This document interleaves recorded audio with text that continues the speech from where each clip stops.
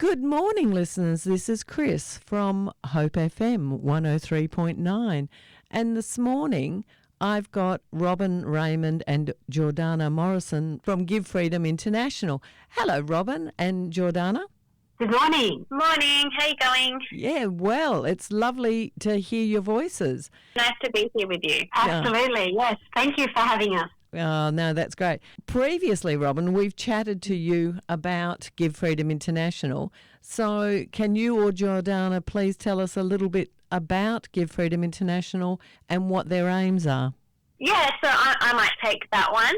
So at Give Freedom, we have a vision for a world free from human trafficking and exploitation where everyone is able to reach their potential. So we do this by partnering with communities at risk of human trafficking to deliver life-changing and sustainable development projects. Our approach is to work with one field partner at a time to enable them to become self-sufficient as soon as possible. And so our current goal is to complete the POCRA project in partnership with our field partner, 9HopeFM Nepal. So that's really good because last time we were talking about the POCRA project and how you were going to get that off the ground. So can you give us a brief synopsis of what that project is all about? Yeah, for sure. So 9HopeFM Nepal work out of Pokhara, which is the second largest city in Nepal. And they do work to rescue, rehabilitate and educate survivors as well as those at risk of human trafficking. And they provide a lot of community education as well. And basically over time they've seen that education is really the key to preventing human trafficking.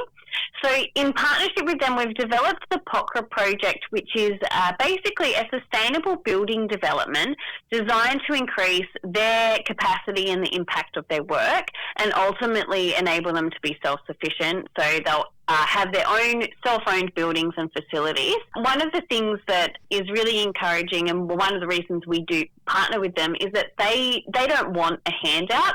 This project is basically a leg up for them to enable them to keep doing the amazing work that they already do. So the project itself includes a self-funding school, a women's safe haven, vulnerable children's homes, a community medical centre and vocational training facilities, which will basically help enable all the aspects of the work that they do on one campus, as well as providing greater safety and security for the women, children and staff.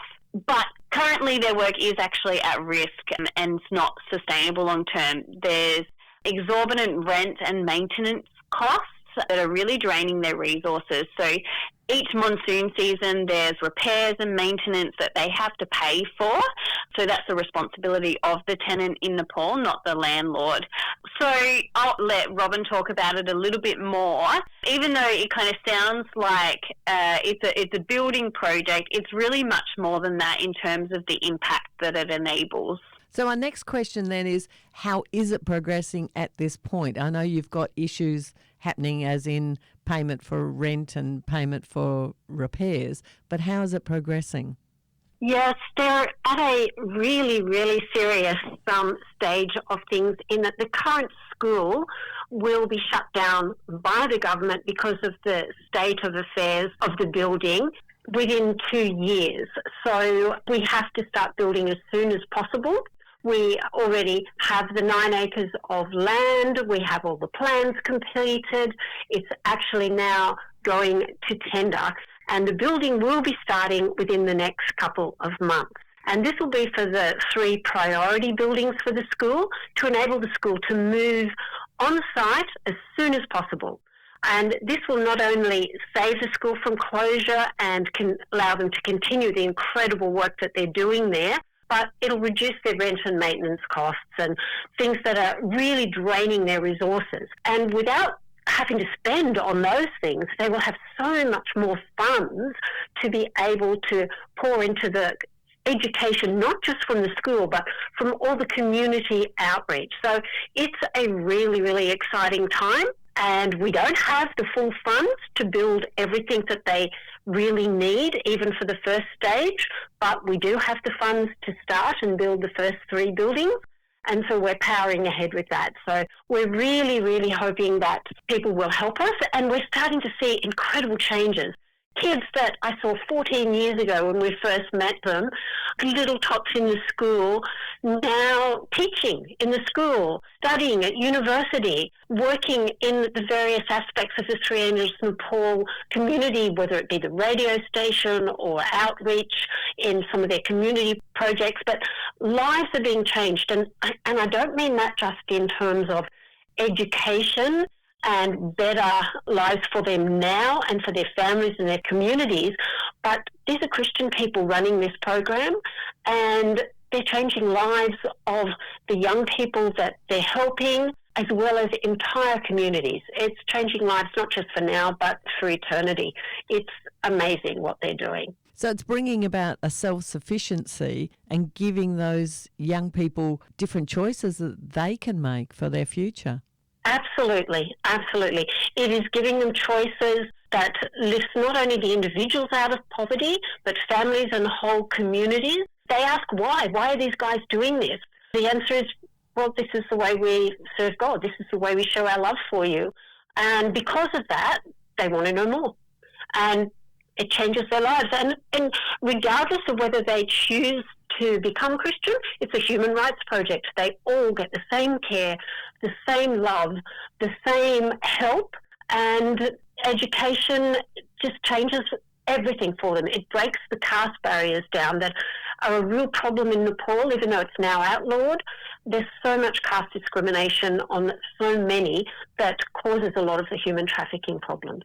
So we have to reteach our children that we're all the same, that we're all equal then.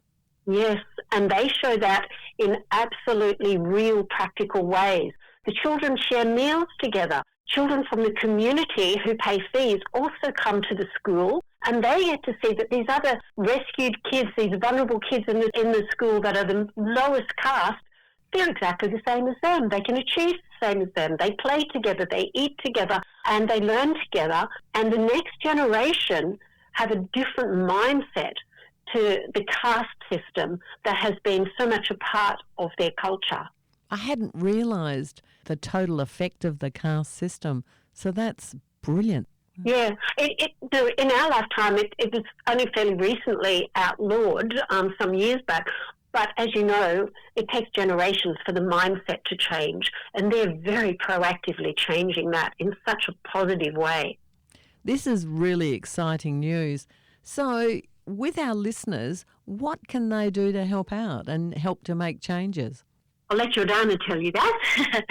Yeah, so I think the biggest need and the biggest way that people can help is by donating, and they can do this on our website.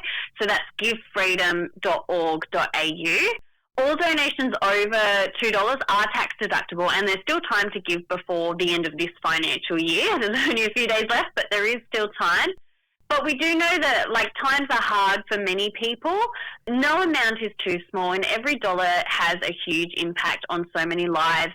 The other thing that is probably a bit unique about us as an organisation is that 100% of every donation goes straight towards the work in Nepal. So even if people can only give a little bit, all of that donation is going towards this amazing work. There are other ways to support as well, though. So if people aren't in a position to donate, they can also sign up for our newsletter on the website to stay informed and keep up to date with what's happening. We'd also love for people to follow us on social media and share what we're doing with their networks. If there's listeners that have their church or community group who might be looking for an incredible cause to support and want to know more, we'd love for people to get in contact with us as well. We're more than happy to share resources and that kind of thing. And, of course, another big way that people can help is by praying. We're really trusting God for big things, but we know that with Him it's absolutely possible. So we'd really appreciate all the prayer support we can get as well. So I'll just remind people our website is givefreedom.org.au. And that gets them straight through to all of the options? Yes, on the website, if you go to givefreedom.org.au, it takes us to our homepage, and we have loaded the homepage now to be all about the POCRA project. There's a green button there that says Give Now, and that will take people to the page for donating, putting in their credit card details in the absolute highest security way that they can. If they have any queries about our account, then just absolutely be assured that it is 100% secure, and the account details on there are absolutely protected, and it does go fully to Give Freedom. And the way we send 100% of the funds to Nepal is that we have a foundation that funds all the operational costs completely separate.